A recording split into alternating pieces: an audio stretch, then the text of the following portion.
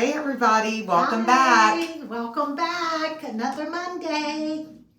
Yes, it is. It's another Monday. Welcome to Stuck in the Middle, where We ain't young, but we ain't dead yet. thank goodness. And last week was actually Bosses Day for all of you that weren't aware of that. And usually I'm never aware of it until about the middle of the day. And then somebody will wish somebody a happy Bosses Day. I'm like, oh my gosh, I totally forgot to make mention to my boss. Well, I'm so glad you said it because that made me act upon it this morning when you mentioned it to me. So, Well, it's too late because No, it was I last week. well, that's true. So you got to do it next year. Yeah. I'm sorry about that. But anyway, I have it on my calendar now because I did Google, does it change every year? And it doesn't. It's always the same date. I think So it's the now same date. it is. Is So I it? put it on my Yeah. calendar to repeat every year. So I But we won't did forget it. remember. Veronica and I did remember. So Okay. ours is taken care of. Yeah, mine is too. Thank the Well, I mean, it was just a text, but yeah. Oh, Yeah, okay. there you go. Well, anyway, in light of it being Bosses Day last week, we decided that today we were going to talk about bosses and what our opinion is, and we would love to hear your thoughts on what makes a good boss and what makes a horrible boss. Horrible boss. I'm sure everybody out there can relate that we've worked for both. Yep. Would you not agree to that? You know, yes, but I have to say, honestly, I mean, I've had a lot of jobs. That's the thing. I've always worked a long time where I've worked. So I have to say the ones that I have had for the most part, because my current job, the administrators don't stay for very long. So there have been good ones, there have been really poor ones. I have a really great one now, but so yes, but for the most part, I've had some really good bosses, and honestly, and we'll talk about it, but some have been, one in particular was a great mentor to me. So she was more than a boss. She really brought out the best of me and gave me courage. Her name's Mara Duke, by the way. I love her. And Mara Duke, I will always put on a pedestal for me out there because I worked in the school system at that time. And she was a principal, which what is funny is when I started off substitute teaching, right? And so you used to have to take a course. I don't know what they do now, but this is many years ago. And Mara had to go in her classroom, which is kind of ironic, and she was a third grade teacher at the time. But it's later in years after, I worked for Gordon Swaggerty and different ones, and she became the principal, at the elementary school. And she became just more than our principal to me. She was a mentor to me. Well, and it's funny that you say that because speaking of Mara, she was Sydney, my oldest daughter's principal when she was at Eastside Elementary years ago. And Sydney absolutely adored her. Well, Mike, Sydney's dad, my husband, said that it was his favorite teacher. Oh my so gosh. It just goes to tell you Well, she's how a much of legend. a great person she has to be. From that's literally 3 different people from 3 different walks of life opinion. And at 3 different times. I mean, isn't that crazy? A funny story about Mara. Well, I have many funny stories, but Mara's a very petite woman. Soft-spoken. But when we heard those little heels clicking down the hallway, we knew she meant business. You knew. Tick, tick, tick, tick. It depends on how fast those heels got to click and whether she meant business or not. And she was your principal at that moment in time. But she just encouraged me. I was in my 20s, probably at that time 30s, early 30s. And, well, probably 30s, yeah. And she encouraged me to not only do my job there, but to live out my other dreams. And that's when I started my own catering business, and I did all of that. And she just stood behind me and encouraged me every step of the way. And her kind words and her wisdom, I will never forget. And to this day, she is, I hold her dear to my heart. Yes, she's a great person, no doubt, no doubt at all. Well, and even thinking about Mara or anybody that we consider a great boss, I think the word you used, and I like that, is also like a mentor.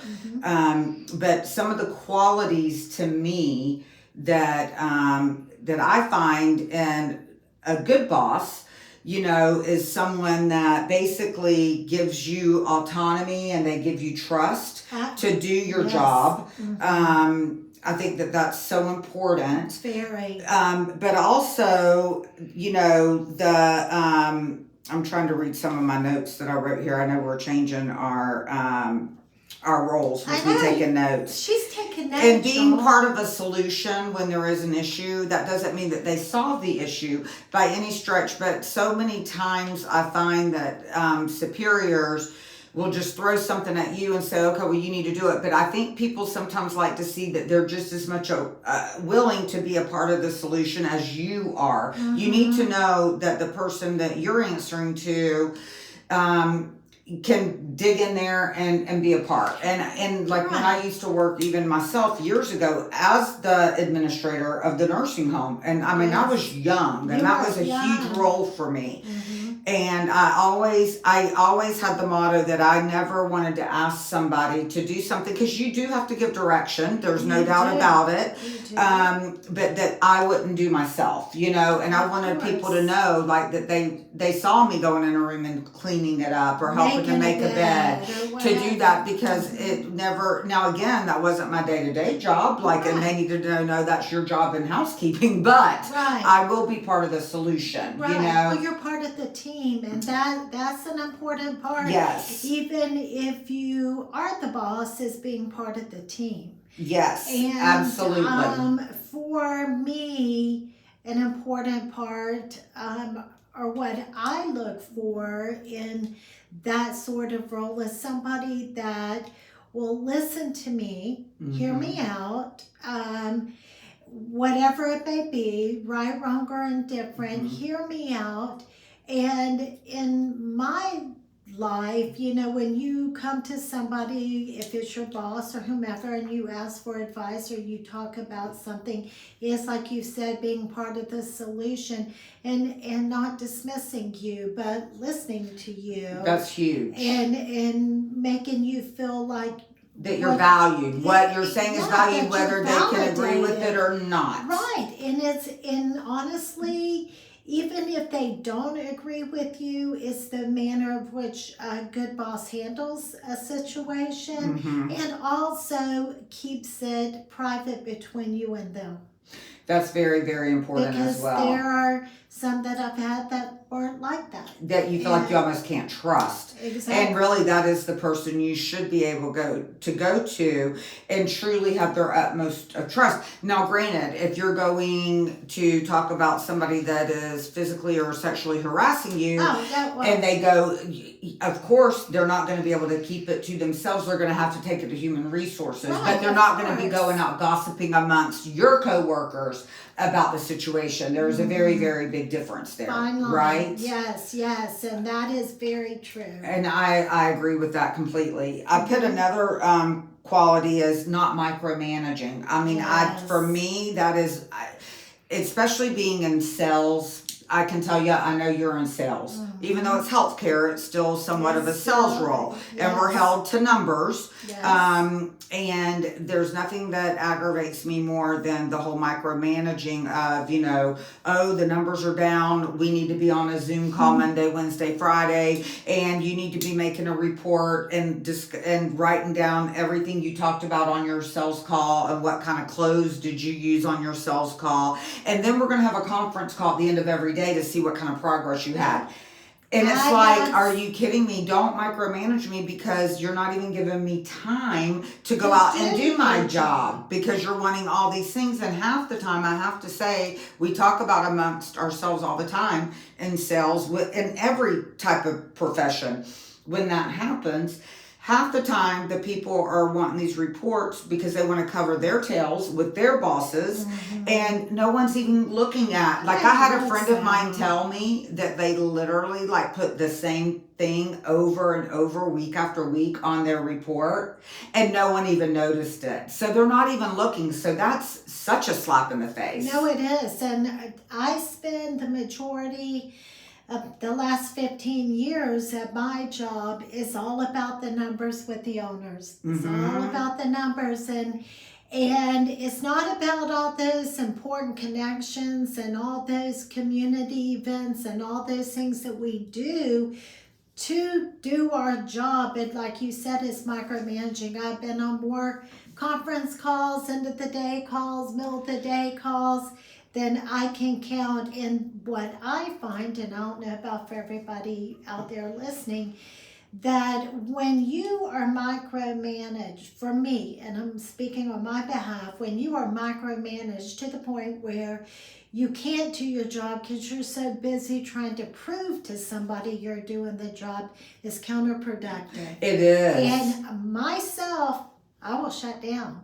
And that person then has come back to me later and say, Julie, you're different. And then I have a one-on-one with them, and I said, because you're not letting me do my job. So so I'm not saying give up, but at some point in time, I mean, I'm going to do my job regardless of those phone calls, regardless of all that stuff. I'm still going to do my job because I'm responsible. Right. Know? So, you know, it's micromanaging. But I will say I have been so fortunate with the companies I've worked for in literally like the last 15 years.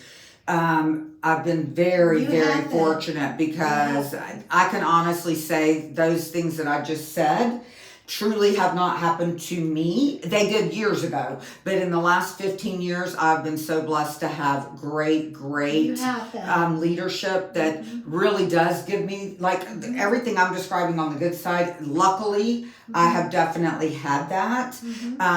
But so many of my friends, because it's a small world in healthcare sales, we all communicate with each other. I can't tell you how many war stories. It's not my boss. It's not my immediate boss doing that. It's the No. Yeah. I totally get it. And I mean, I hear it amongst so many different sectors. And then one of the things I also put was valuing people's personal time, because that's the other thing that I hear. I literally had a friend of mine tell me that they were told, now again, she's salary position, 40 hours a week, whatnot. Again, when we're in our job, we do our job no matter what day or time the phone rings. Exactly. You take it. I don't care if it's a weekend. Right. That's what we do. That's what we do. And we don't mind it. But she was literally told she had to go in person and go to hospitals on the weekends. And they, like, no, I don't mind grabbing a call, but no, I'm Monday through Friday. But I mean, like, literally, like, crazy things. The boss was emailing and texting at 2 and 3 a.m. on the phone. Like, no, that's not good. Just because you don't have a personal life, because you're married to your job and don't have a family, doesn't mean we all don't. Well, it's inappropriate. That's just nuts, right? It's inappropriate behavior. I mean, it's crazy. I mean, it just is. So anyway, that's one of the other things I said about a good quality. And then planning in advance for things, because we're going to talk about the things we think are not good qualities too. So a good quality is planning in advance. And then to go to the bad side of bosses, meaning don't spring last minute meetings on a Tuesday and say we're having an all staff meeting on a Thursday in Sarasota when we live 2.5 hours away. I'm using that as an example. I'm a little more flexible about things like that just because it's my personality. But again, going back to Tabitha, my co-wife, my work wife, things like that will throw her for a loop. Well, it will she mess her up admits because she's so organized. She admits it. That's what I mean. Yeah, she does. I mean, and she's like, no, you don't do that to me. It messes up my schedule. Like, so plan in advance. Like, who, you know what I'm saying? So that's a big one. I really don't have Oh, I can't tell you so many of them. Again, my friends that they're like, okay, well, I was driving south down to Naples and I've got to turn around and go back up to Port Charlotte because they needed me up there at the last minute. And it's like, just because you're having an emergency should not constitute, or your poor planning should not constitute an Right. emergency for me. Right. No, I haven't had that. Now, my job, I haven't had that so much. So Yes. I can't say that. Well, we have. And then another quality to me of a bad boss, I guess you could say, is giving mixed messages. And I'm sure we can all relate to that. You know what I mean? So, yeah. Just giving like a mixed message or sending you on a wild goose chase. We need to be focusing on this, and then the next thing you know, we need to be focusing on that, and just giving a lot of different like mixed messages. Well, for me, it was like having one owner, then that owner sells this to the next owner, which sells this to the next one, so on and so forth. It's very common in skilled nursing. Yes. This is just how it is anymore. And so with each new ownership that you have a new management company. My job's the same day in and day out, right? But each management company wants different things from you. So each one thinks they're going to reinvent the wheel when the wheel's the same wheel. Yes, exactly. You know? Or again, too, not knowing, and I get the learning curve of when people do come in and maybe take over. Sure. And Sure. you try to want explain do to it. them about your local marketplace and the things that occur, and they're wanting to treat our little rural community like you would a New York City. New York City. And it's we're like not. it doesn't work like that. Right. Yeah, it's a different way of life, and it's different, It is different. We're a rural community, proud of where we're from, love where we're from, wouldn't want to be anywhere else. But it's not the same as New York City or Miami or you know, any large metro, Yes. It's not the same. And actually, we've had many different marketers or people work for us or call on us, They all love coming out here. They think we're sweet, we're nice, and we are. And but it's a different marketplace altogether, and people love coming to the Glades. I have people tell me that all the time. They love coming out here to the Glades to do business with us out here, and so we do appreciate that. And it is, and it's a different way of life in a way, you know what I mean? But until you're out here and in it, you don't get it, and it just takes time, and then hopefully they're around long enough to get it, you know, but exactly. there you go. But so yes, absolutely. Again, I put overboard with accountability. Again, it goes back to the whole micromanaging kind of thing. You can hold people accountable. We all need to be held accountable. But again, if you are constantly, again, not me, but I have friends that their bosses are literally trying to catch them doing something wrong, or putting trackers on their phones, or it's like, if you have to track where I'm going and what I'm doing, then honestly you probably don't need me. You know what I mean? Right. If anyone, for me, my thing is you don't ever even have to call and tell me that you're disappointed in numbers or anything else, because I can promise you, if I'm having a down week or a down month, I've called you to say I'm disappointed myself. Let's brainstorm. What can we do? Yes. Let's talk about this. I'm identifying myself before anybody else does. You see what I mean? Right. No, I agree. And luckily, thank goodness, I haven't had that really. Not at all.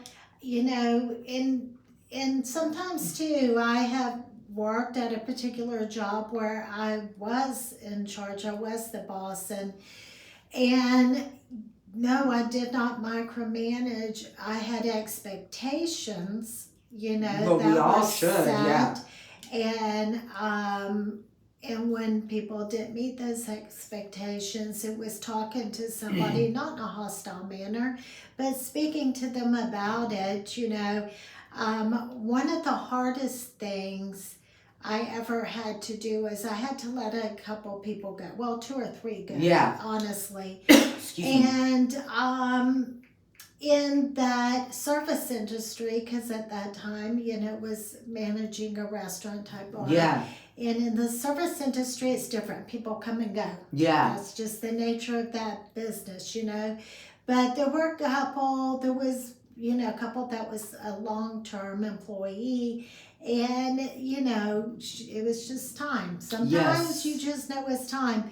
And I stewed Tracy, and I spent many sleepless nights because I was eliminating somebody's job. It was not something I took lightly. Gosh, I hated it. It was horrible, and I'll never forget talking to my father, who, was head of his department for years. He was a vice president at U.S. Sugar, Yes. And I just said, Dad, I'm just struggling, because I have to do this, and you're affecting somebody's livelihood. Yes, and it was awful. And he said to me, honey, you have to keep this in mind. When you get to the point where you're agonizing over letting somebody go or doing that, just remember they put you into that position. Mm-hmm. You didn't do this to them. It's because of their actions that you have to do this. You've not taken it lightly. You have agonized over it, but at the end of the day, it was because of their actions that caused that. And that was a lesson I had to learn. And my dad taught me that it's because of their actions. And so I did it, and then it was getting it was just getting some negativity out.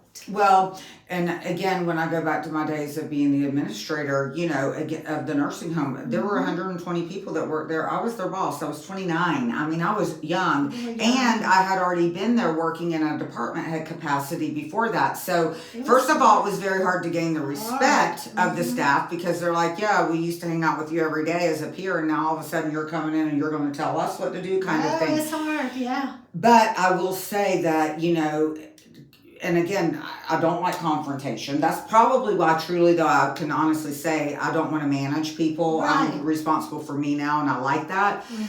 But when I did have to do it, I just always remember two things always came to my mind, two stories. One, a lot of times my department heads, there were like 10 of them or whatever. Oh, yeah. I had a couple of my department heads come to me, and they were like, Tracy, you're on us all the time, like a couple of them, about this, that, and the other. And we do such a great job compared to, this one over here and this one over there. And I said, you know what? I owe you an apology, because you're right. I said, I tend to lean on my strongest links in the chain.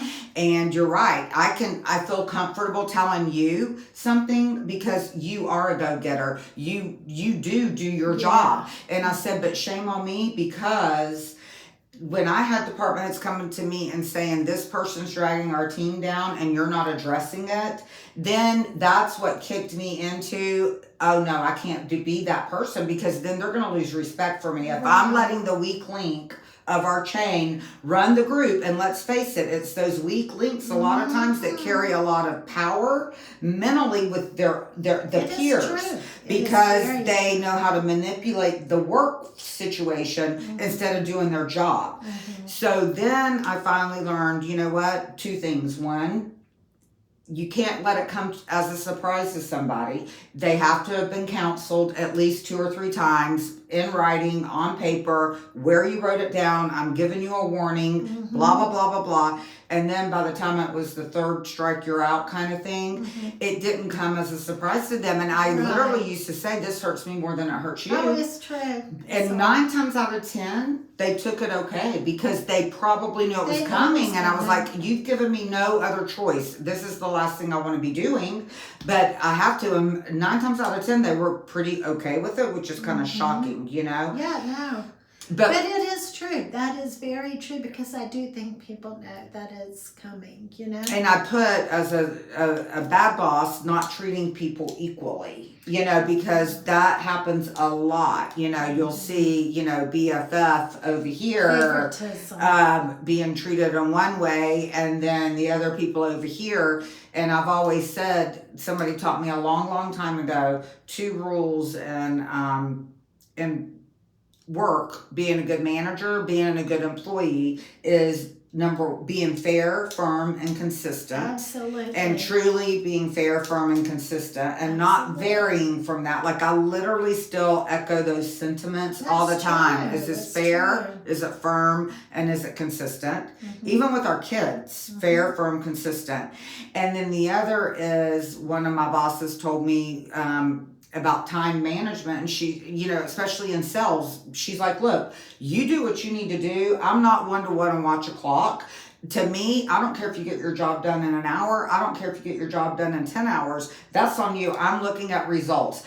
I am not looking at the time you punch in and punch out. Because now, granted, there's people that work in shifts. You gotta punch in and punch out and be there.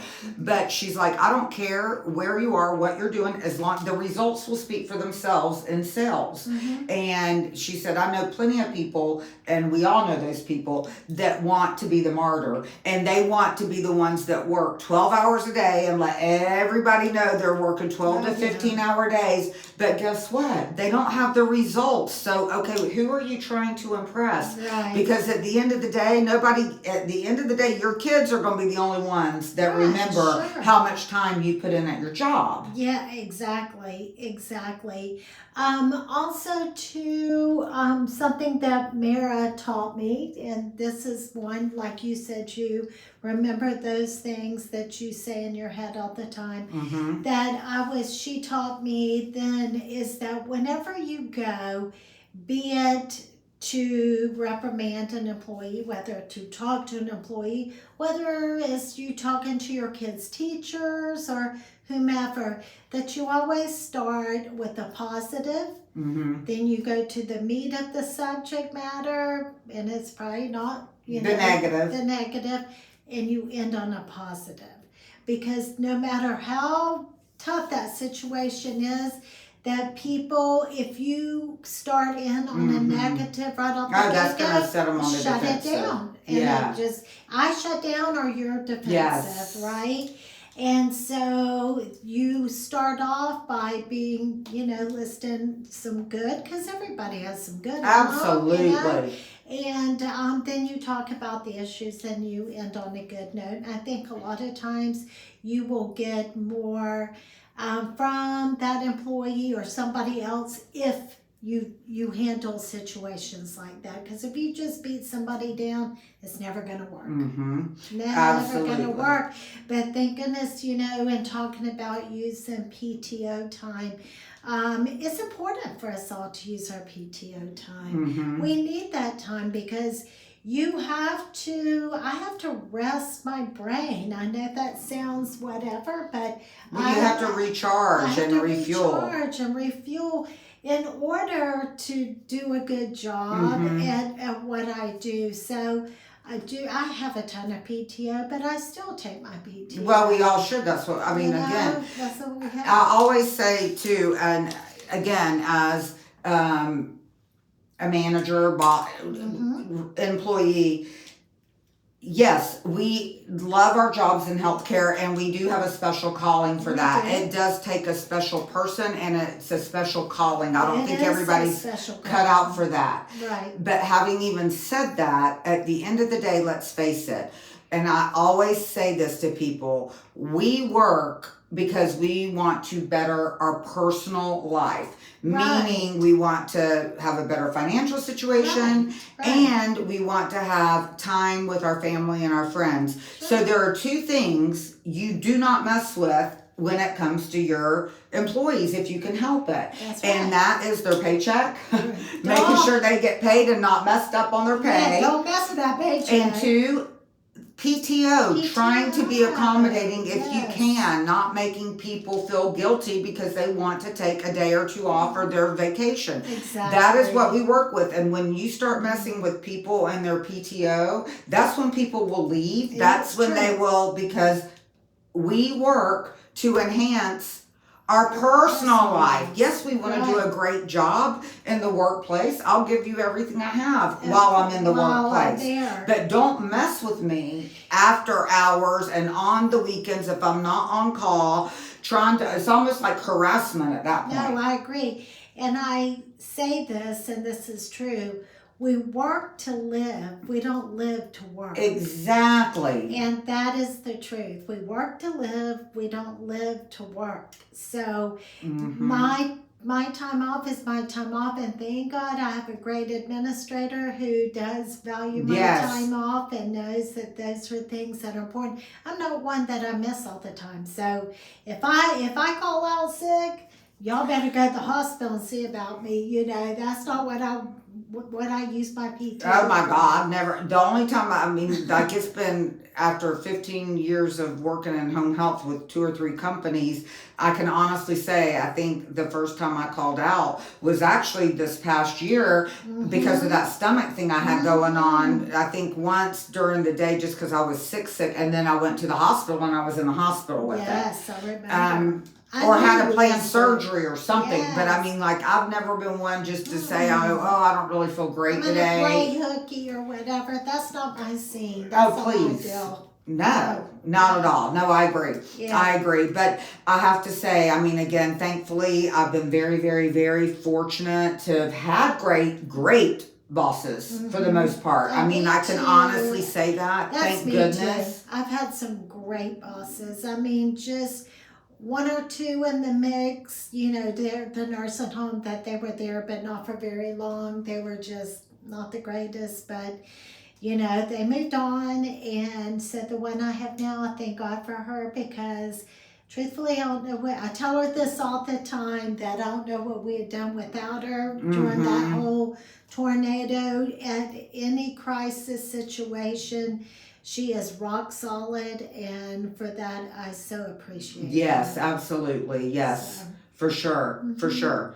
So on that note, we just want to say happy belated Bosses Day to everyone, and we thank you all, the ones that have been our boss and a mentor and mentors to us. for sure. I truly appreciate you in my life. Yes, absolutely. So cheers to the bosses. There we go. Absolutely.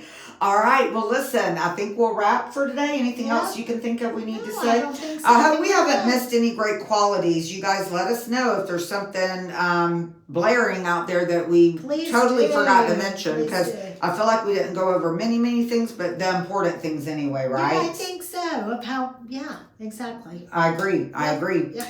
All right. Well, listen, have a great week, everyone. We'll see you next Monday, a week from today. And as always, please like us, love us, share us, care, and be kind. Have a good day. Bye.